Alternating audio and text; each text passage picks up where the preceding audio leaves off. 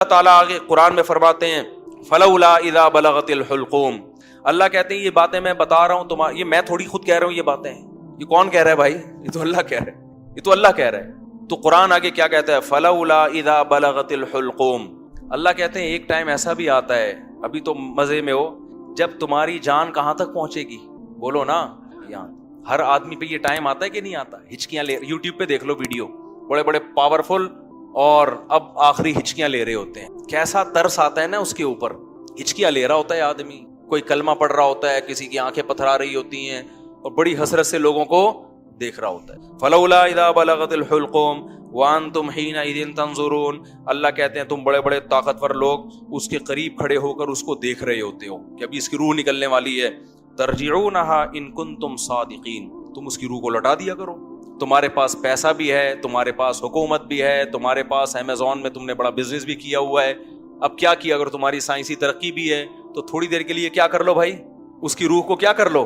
تم بھی حسرت سے دیکھ رہے ہوتے ہو کہ ہمارا پیارا ہمارے سامنے دنیا سے جا رہا. یہ تو تمہاری 2 ٹکے کی اوقات ہے. اللہ ہمیں ہماری اوقات بتا رہا ہے. میرا خیال ہے بات سمجھ میں آ نہیں رہی آپ لوگوں کی. میرے اندر تو بھائی اتنے ہی پھیپڑے ہیں جتنا میں سمجھ. مجھے غصہ اس لیے آ گیا کہ پہلے بھی زنا ہوتا تھا، کم چھپتے تھے لوگ کہ پکڑے نہ جائیں. اب پوری یونیورسٹیوں میں لڑکے لڑکیوں کی بسیں بھر بھر کے جا رہی ہیں تفریح کے لیے. باپ خود اجازت دے رہا ہے، بھائی تمہاری اپنی لائف ہے بیٹا، تم اگر بھنگن چمارن بننا چاہو تو ہم کون سا شریف لوگ ہیں، ہم بھی بھنگی اور چمار ہیں. بزبان حال وہ یہ کہہ رہا ہوتا ہے. سمجھ میں نہیں آ رہی. عزت دار آدمی کبھی اپنی لڑکی کو کسی غیر مرد کے ساتھ جانے نہیں دے گا. کہے گا میں مر جاؤں گا، میں دنیا کو کیا منہ دکھاؤں گا میں.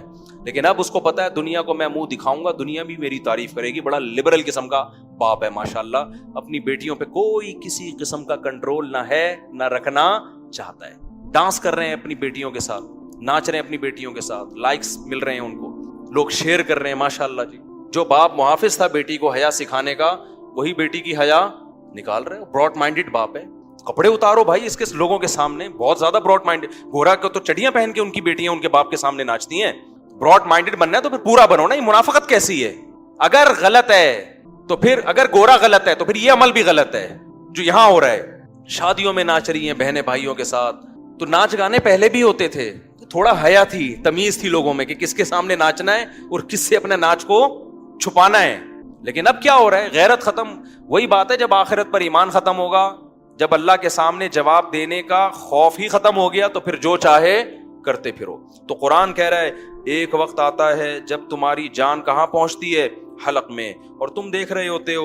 وَنَحْنُ أَقْرَبُ إِلَيْهِ مِنْكُمْ. اللہ کہتے ہیں جتنے تم اپنے عزیز کے قریب کھڑے ہوتے ہو نا حسرت سے، ہم تم سے بھی زیادہ اس کے قریب ہوتے ہیں اور اس کی کیفیات کو جانتے ہیں. فَلَوْلَا إِن كُنْتُمْ غَيْرَ مَدِينِينَ. اللہ کہتے ہیں اگر تم یہ سمجھتے ہو تمہارے اوپر کسی کا کنٹرول ہی نہیں ہے، آزاد ہو، بڑے پاورفل ہو، ترجعونہا ان کنتم صادقین، تو آج اپنی طاقت کا استعمال کرو. یہ تو تمہارا عزیز ہے، تمہارا معشوق ہے، اس کی جدائی تو تم برداشت کر نہیں سکتے، اس کو مرنے سے روک لو. پھر سارے ڈاکٹر عاجز آ جاتے ہیں کہ نہیں آ جاتے؟ سارے ڈاکٹر کیا کہہ دیتے ہیں؟ بھائی ہمارے بس میں نہیں. میں آغا خان میں تھا، اچانک چیخوں کی آواز آئی نا، اچانک عورتیں مردوں کی چیخوں کی آواز آئی. میں ایک دم ڈر گیا، کیا ہوا؟ پتا چلا جی ان کے والد صاحب ان کی ڈیتھ ہوئی. آئے تھے تھوڑی دیر پہلے بالکل ٹھیک ٹھاک تھے بستر پہ، اچانک کوئی ہارٹ اٹیک ہوا یا برین ہیمریج جو کیا ہوا بہرحال. تو وہ ان کو توقع نہیں تھی کہ ہمارا باپ ایسے بھی جا سکتا ہے. تو بچیاں بھی رو رہی ہیں. میں نے کہا یار یہ دیکھو، کہ میں نے ایسے موت کے بہت سارے واقعات دیکھے. گلی میں گزر رہے ہیں، چیخو پکار کی آواز آئی، کیا ہوا بھائی؟ پتا چلا جی ڈیتھ ہو گئی. کتنے سال رشتے آپس میں ٹائم گزارتے ہیں اور جدا ہونے میں چند سیکنڈ بھی بولو نہیں لگے. اور پھر روتے 3-4 دن تک ایسے ہیں جیسے بڑا غم ہوا ہے، اور 3-4 دن کے بعد 20-20 30-30 سال پرانے رشتوں کو ایسا بھولتے ہیں جیسے زندگی میں کبھی رہنا نصیب ہی نہیں. یہ ہے وہ دنیا جس کے پیچھے انسان کس کو ناراض کر رہا ہے؟ خدا کو ناراض کر رہا ہے. تو قرآن کہتا ہے اس کی جان لوٹا کے دکھاؤ. فَأَمَّا إِنْ كَانَ مِنَ الْمُقَرَّبِينَ. اللہ کہتے ہیں اب یہ میرے پاس آ گیا ہے، اب یہ تمہاری کسٹڈی سے نکل گیا. اب میں بتاتا ہوں اس کے ساتھ کیا ہونے والا ہے. سمجھ رہے ہو نا؟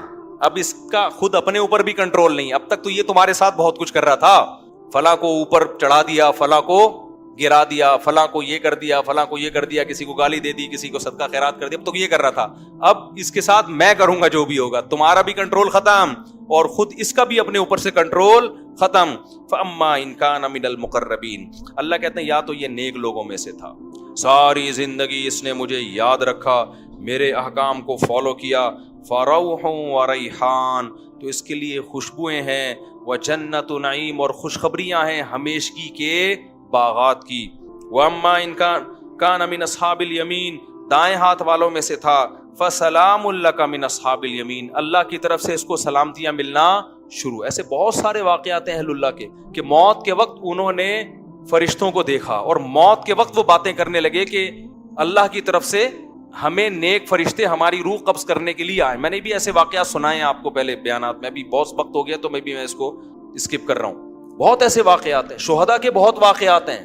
میرے والد صاحب نے بتایا کہ قاری صاحب ہندوستان میں قرآن پڑھایا کرتے تھے, ساری زندگی ان کے نا بچوں کو قرآن پڑھانے میں گزری. موت کے وقت نا ان کی جسم سے روشنی کا گولا نکل کے گیا, سب نے دیکھا جتنے لوگ.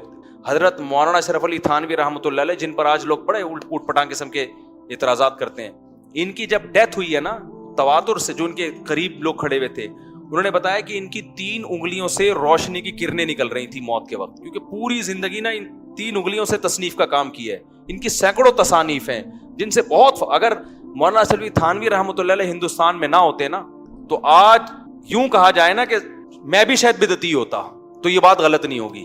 ہندوستان میں جو بدعتوں کو روکنے میں سب سے بڑا کردار ہے وہ مولانا اشرف علی تھانوی رحمۃ اللہ علیہ کا, کیونکہ تصوف میں اتنا غلو ہو گیا تھا کہ 20 قسم کی بدعتیں شامل ہو, پیر پرستی اور تصوف, اس پہ ان کی بہت ساری کتابیں ہیں اور بہت کام کیا انہوں نے, کسی کی ملامت کی پرواہ نہیں کی. تو انتقال کے وقت کیا تھا, کرنیں نکل رہی تھیں ان, ایسے بہت ساری کرامتیں ہوتی ہیں.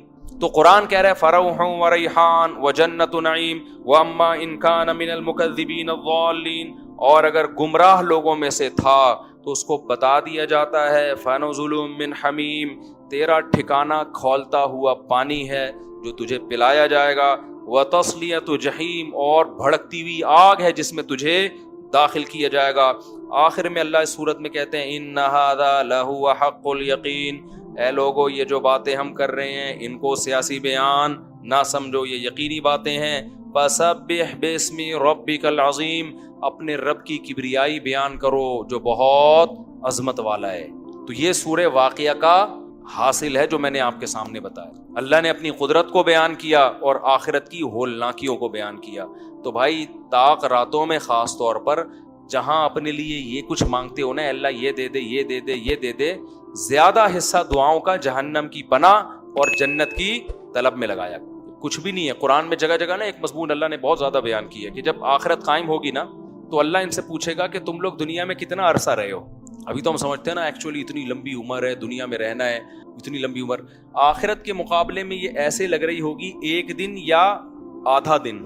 قال کم لبثتم فی الارض عدد سنین, قرآن کہتا ہے ہم ان سے پوچھیں گے بتاؤ تم دنیا میں کتنا عرصہ رہے ہو, تو وہ جواب میں کہیں گے لبثنا یومن او بعض یوم, اے اللہ 1 دن یا آدھا دن, 1 دن رہے یا آدھا دن.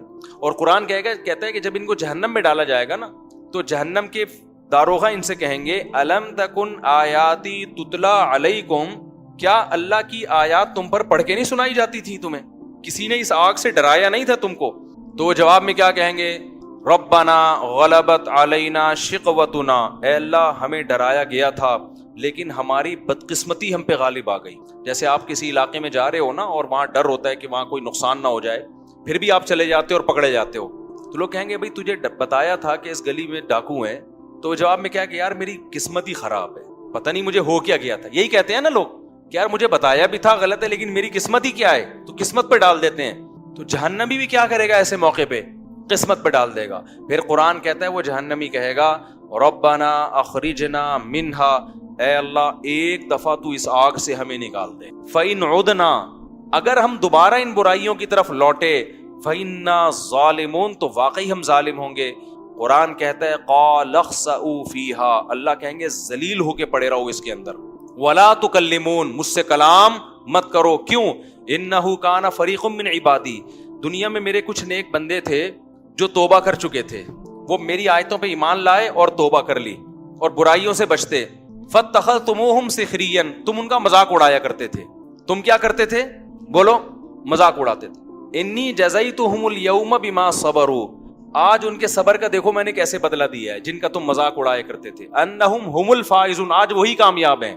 پھر آگے قرآن کہتا ہے کہ افا حسبتم انما خلقناکم عبثا، تم نے یہ سمجھ رکھا تھا کہ ہم نے تم کو دنیا میں بیکار پیدا کیا. بس میں 2 منٹ میں بات مکمل کر رہا ہوں. تم یعنی کیسے بے وقوف ہو کہ دنیا میں جب تمہیں جہنم سے ڈرایا گیا تم نے اس کو مذاق سمجھا.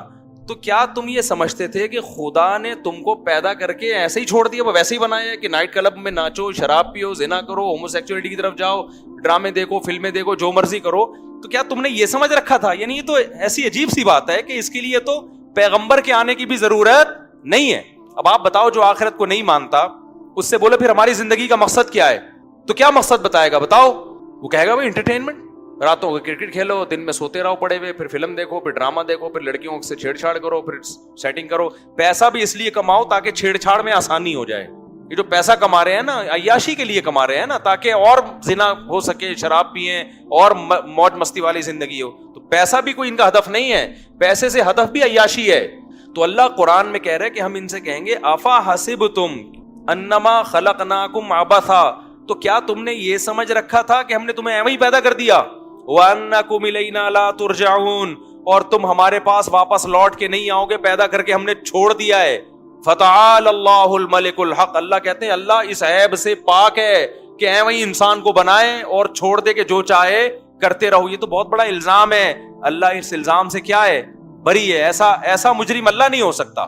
تو پھر بھائی اس سے زیادہ کوئی وضاحت ہو سکتی ہے اللہ کی طرف سے؟ بولو نا. اس کے بعد بھی کوئی حجت رہ گئی ہے؟ پھر بھی اگر میرے بھائی کسی کی بدبختی آئی بھی ہے نا تو وہ جو مرضی کرے. کیا خیال ہے؟ وہ گرل فرینڈ رکھے، وہ ہومو سیکچولیٹی کی طرف جائے، وہ نمازوں کو ضائع کرے، عورت ہے پردہ کرے نہ کرے، جو مرضی کرنا ہے کرو بھائی. اس کا مطلب کیا ہے کہ دلوں پر کیا لگ گئی ہے؟ مہر لگ